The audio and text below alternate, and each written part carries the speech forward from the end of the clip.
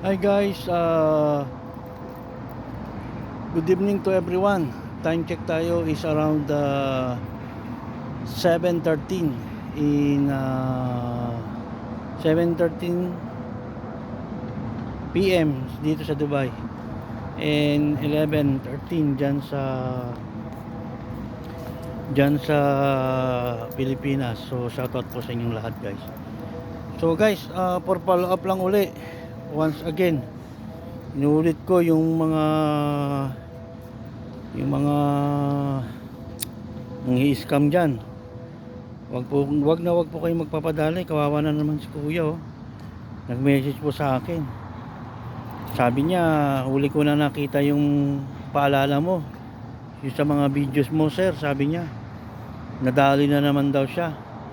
Nakadali na naman yung mga scammer. Yun nga yung sa mga OFW loan, guys. So what to do? Ano magagawa ko? Ako naman is nagsisend lang naman ako ng mga warning at para ma-awarean lahat. Kaso nga lang sadly tawag nito, date niya lang nabasa yung ating date niya lang nakita yung video. So shoutout pala, oh. Ganda ng guys, yung buwan nasa background ko. Anyhow, yun nga, sa mga OFW guys, ingat po kayo palagi. Yan, isa na naman po na nag-message sa akin, si Kuya, na nagtanong regarding dun sa aking mga video na nabasa niya at nag-message po siya sa akin through Messenger. Sabi niya, same lang din kaya yan sir nung na-scam ako.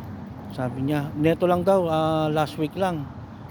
Sabi ko, Pasko, pinalipas lang ng Pasko, tapos ganyan na nangyari. Oo nga sir, hindi naman sana rin ako kukuha, kundi rin ako pauwi. And besides, sabi niya, na ano lang ako kasi gawa nung nadali daw siya, gawa nung meron daw siyang ipon, kaya siya napasabay. So yun nga, so sa hindi naasahan, 25,000 po ang nadali sa kanya. So sa mga dyan guys, warning po uli ito. At hindi ako magsasawang mag-send ng aking mga videos para bigyan kayo ng babala para sa mga OFW at mga home credit na mga ganyan. Marami silang mga kanya-kanya mga pangalan, pabago-bago.